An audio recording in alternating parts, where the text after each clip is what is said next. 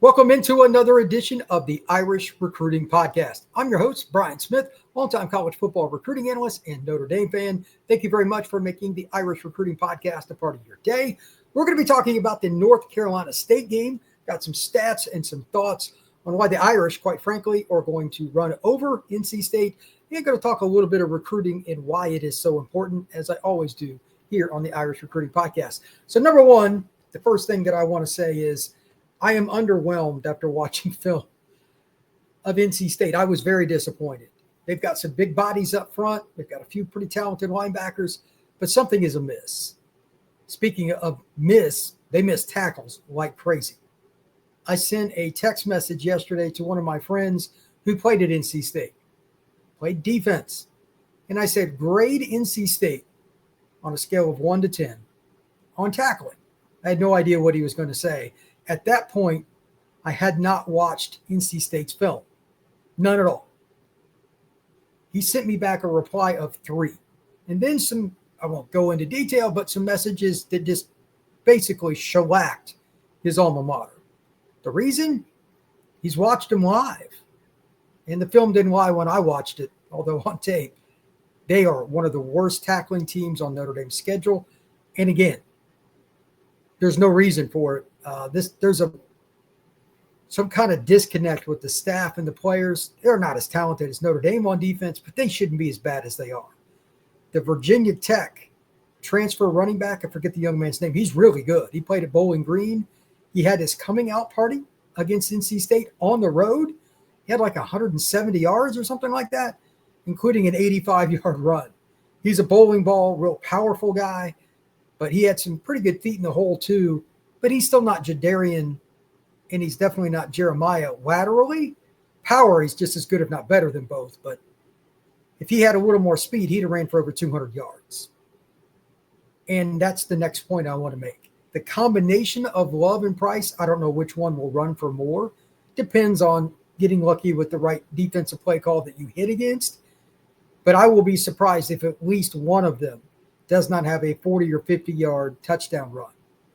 And it would not surprise me if they both did. And finally, the most important stat from an Irish perspective, I expect Notre Dame to top 200 yards on the ground. Why? Again, it's straightforward. There's no real analysis here. Just watch the film. NC State is very poor at bringing down ball carriers.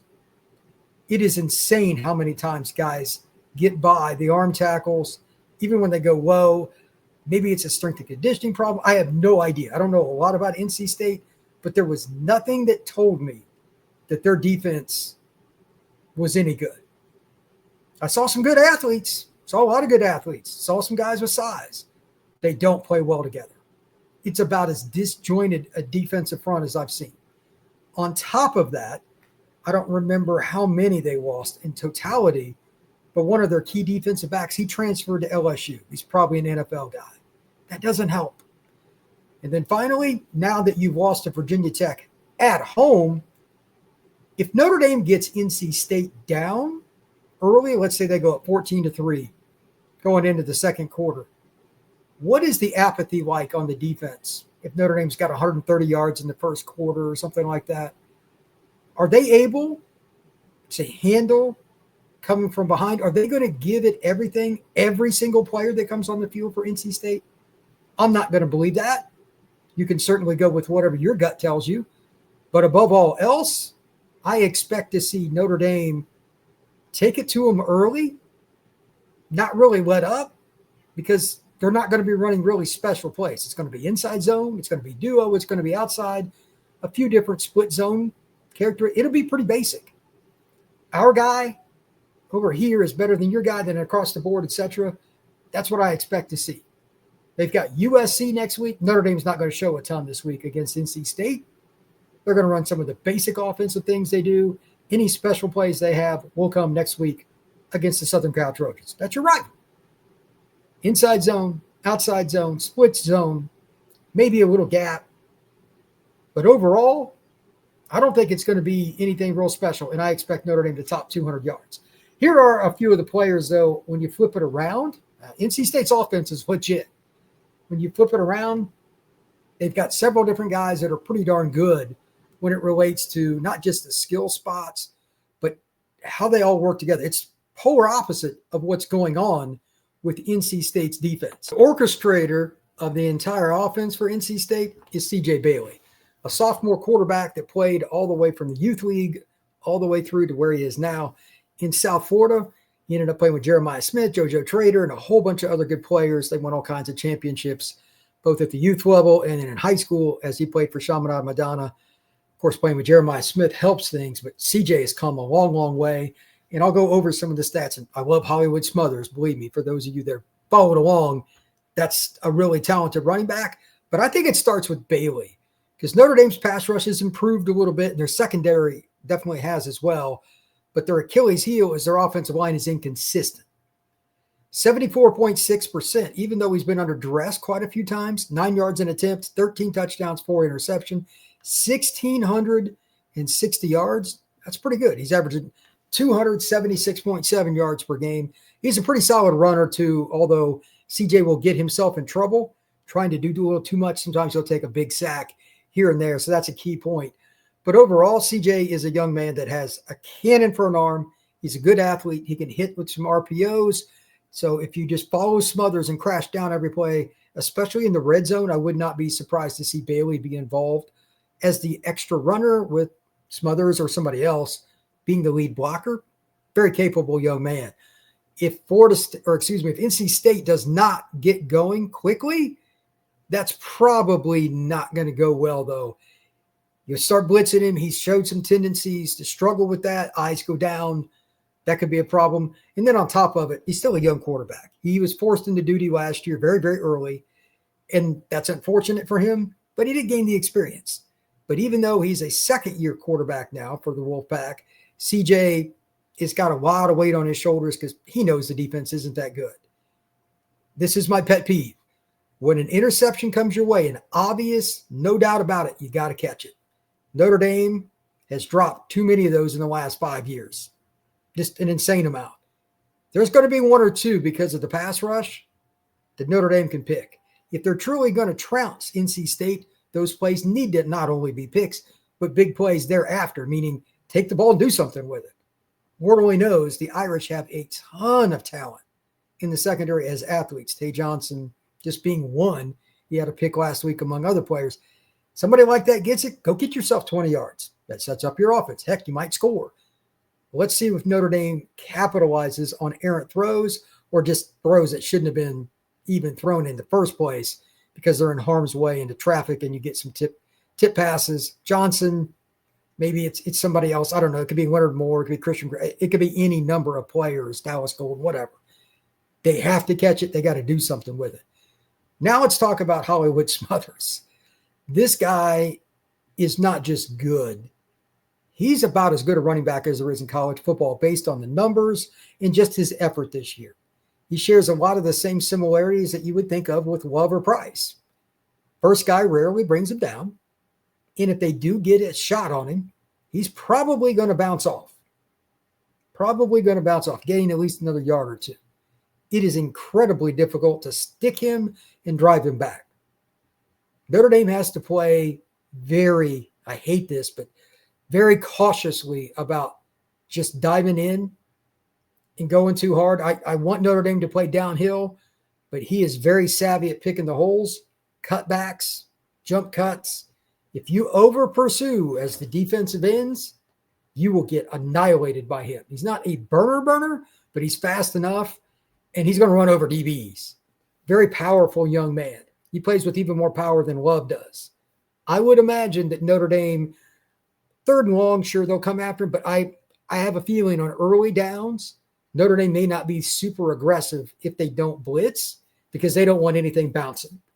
I know that's a kind of a consternation with some Notre Dame fans, but when you play a great running back, it's a little bit different. I didn't think they'd have any problems with that with Boise, and they really didn't. Boise ran for about 100 yards or whatever, but Notre Dame just destroyed their line. I don't think they're going to destroy NC State's line. They've got better players. And on top of that, they have good running backs. They do not have Hollywood Smothers. If he's going to get 100 yards, he's got to get him between the tackles. Cannot give him any freebies, especially in that first quarter. Again, If you get them down early, well, especially their defensive players, will they be bought in? Because they're not very good. Cannot give them anything in that first quarter. It's very, very important. Here are a few things that I think are important just in general with that team. The Justin Jolly kid, very unique tight end, H-back, slot guy, 250, 260. He's got 28 catches, 256 yards, 3 touchdowns. Terrell Anderson, 6'2", 190, 388 yards, 3 touchdowns. Smothers has got 693 yards on 100 carries and 5 scores. And he's also got 21 receptions, 124 yards, 5.9, and a score. They have weapons. That doesn't even count Rodgers, who's probably the most physically gifted guy. That's a player that I think could absolutely end up in the NFL. He's like their 4th leading receiver. They've got dudes everywhere at the skill spots. If you're conservative enough, though, that you don't screw yourself over pursuing in the run game RPOs, allowing Bailey outside, allowing Smothers to bounce, and maybe they just blitz him to death to kind of help with that, you're still going to win the battle more often than not because you can play zone or combination coverage, rally to the football on 3rd down, and they got to punt. It's those first downs. You cannot give them yardage on first down running the ball. They're going to throw it. They're going to get some yards. Bailey might throw for 300. But if they run for 50 and they struggle in 3rd down situations and in the red zone, they'll score 17 points or something like that. Who cares? Notre Dame will win this game going away. Again, contain Smothers by far is the most important. Bailey's the guy to watch because if he's off to the races early, maybe they don't have to rely on Smothers as much, but I don't think that's going to be the case. I don't want to say Notre Dame has completely turned the corner in the secondary, but Moore being healthy changes the game. He was hurt for most of the A&M game. They were terrible. This group is good, but it's not as good as A&M at the very top, in my opinion, at receiver. The Jolly kid gives me some concern. He's a really good tight end. But I think overall, the offensive line that A&M had was the difference between these two teams. They got a bunch of NFL guys, whereas NC State, they've got pretty good college players. A couple of them might make it to the combine. Notre Dame should dominate up front, make it 3rd down and 6 or longer quite a bit. That's really tough to consistently do that all the way down the field. I don't see it. So first down runs, got to stuff them. Tight end and running back receptions, that's a concern for me. Again, Jolly, however you pronounce his name, really good player. Smothers out in flat, that's a concern. One-on-one, I expect not just Bailey, but the offensive staff from NC State to attack Zachary whenever he's in the game, and definitely Dallas Golden, who I think is starting at nickel. You're not going to throw at the experienced guys. You're going to throw at the freshmen. Let's see if Notre Dame comes up with anything schematically when they're not in man. If you're just in man, it's on Dallas. But anything schematically to help him and maybe get a pick or at least create some concern, if you will, for CJ Bailey. If he's not ready to handle that, they're not going to want to throw at Leonard Moore. If they do, please go right ahead. Christian Gray, you may give him some help here or there with Schuler or Talich or whoever's in the game in addition to Tay. But I think they're going to attack Dallas. We'll see. Smothers, just yards after contact in general. I can't bring this up enough. You got to be sound tackling. No shoulder bumping. Got to attack him, wrap him up, do your best. And then the other thing that it's inevitable, they're going to hit a 50-50 shot at some point. They got players at receiver and tight end. They got some NFL guys. How does Notre Dame react if they give up a 70-yard touchdown or a 40-yard bomb? It's a 50-50. They give out scholarships too.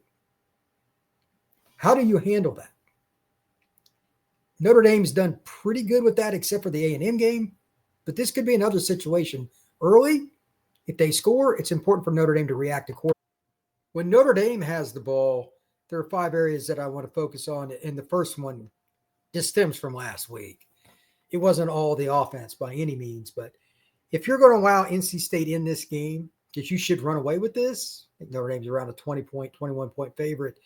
Mental errors, pre-snap and post-snap penalties. Do not hit the quarterback as he's going out of bounds. Let him have the yard. They're calling everything near the sidelines anymore. Notre Dame got hosed last week. Don't allow it to happen this week. Secondarily, just know the freaking snap count. No dumb penalties in the red zone. That cannot happen. You must punch it down in the red zone. And by the way, Jeremiah, bounce that one. Take it to the outside and score. To that end, NC State's, they've got some unique fronts. They do some 3-man stuff, etc. Find a way to punish them early, make them pay for it. again, put it in their mind that this isn't going to work. They might quit. That's on the coaching staff as well as the players, 50-50 split. Whatever it is that you're doing, execute it at a very high level early on. This game will be over before halftime, mentally, because their defense will struggle. I don't expect NC State's offense to quit at all. They got players. The defense, iffy. They're just not very good. Then finally, the last three, CJ Carr being impatient. That's one way NC State could stay in the game.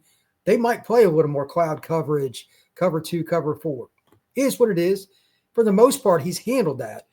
But as we all know, CJ really likes to take shots. If you just hit the checkdowns and make it 2nd and 3 all day, they're in trouble. Notre Dame's run game has a better offensive line than NC State. That's not really debatable. They're not great, but it's good enough. And if you can get loose just a little bit on 1 or 2 runs in the first half, again, you should build a lead pretty easily. Next, this one is something that I'm not sure why it is, but I don't think Notre Dame has used Raridan enough. Again, this is kind of part of the check down game and the short passing game. Use him in the middle of the field. Their linebackers have been out of position in a lot of different ways. Don't be surprised if Raridan's a key. Do not just automatically assume that it's going to go to Malachi or to anybody else that's at the wide receiver spots. Tight ends will be a valuable part of CJ's future once he gets to the NFL. You've got an NFL tight end right there on the roster of Notre Dame and Eli Raridan. Get him the ball. Then finally, it was kind of an adventure last week, field goal kicking. Who's it going to be? Who's healthy? Will it be executed? If you want to lose a game, have a field goal blocked and return for a touchdown, something like that. These little things, the penalties, turnovers, those are really the only ways that you get a loss in this game. The impatience I talked about with Carr, you have to give them the ball numerous times, like being -3 in the turnovers. NC State's tackling is that bad because if you just are really, really patient, I know it's a boring game plan, inside zone, outside zone, occasional duo or gap play, you're going to be in a lot of 3rd and 2s. They're not going to do very well against that, and they don't have the depth to handle it. You get a lead at halftime, I don't care who gets the ball to begin the 3rd quarter, Notre Dame will expand it. You don't have to go over the top here. This is going to be on the players. The coaches know this stuff too. If you watched just a little bit of film I did to come up with this, I can only imagine with all the way they look at the metrics and size up NC State player to player to player to player, it's not going to be very easy for them unless you just hand them the football and give them free yards with penalties and stupidity. Dropping interceptions, hitting the quarterback as he goes out of bounds. Again, they overcompensate as officials anymore on that. Let him go. Just don't hand them yards. Notre Dame wins this game going away. I've got Notre Dame winning 45-20. I think NC State will tack on a late touchdown, but overall, I just don't think they have the ability on defense, talent-wise, technically. And again, I think there's a quit factor with this. You all lost to Virginia Tech at home after they'd fired their coach. And to be honest, Virginia Tech, they're not great on defense. They just played with more fire. That is insane. NC State, if you punch them in the mouth early, I expect Notre Dame to kind of win this game going away. We'll see if I'm right. But thank you once again for checking out the Irish Recruiting Podcast. I appreciate that. And last parting note, I'm getting ready to go see Teddy Gerard play tonight. Marietta is the home team, and Teddy plays for North Cobb. Should be a really good game. I'll probably have some YouTube shorts and some comments, whatnot, and you can check it out on X, FBScout_Ford. I'll probably have a few videos there too. I'm just going to sit in the stands and shoot down. It's really hard to get good video of quarterbacks from ground level, so I'm going to sit in the stands. But thank you once again. We will see you again soon on the Irish Recruiting Podcast.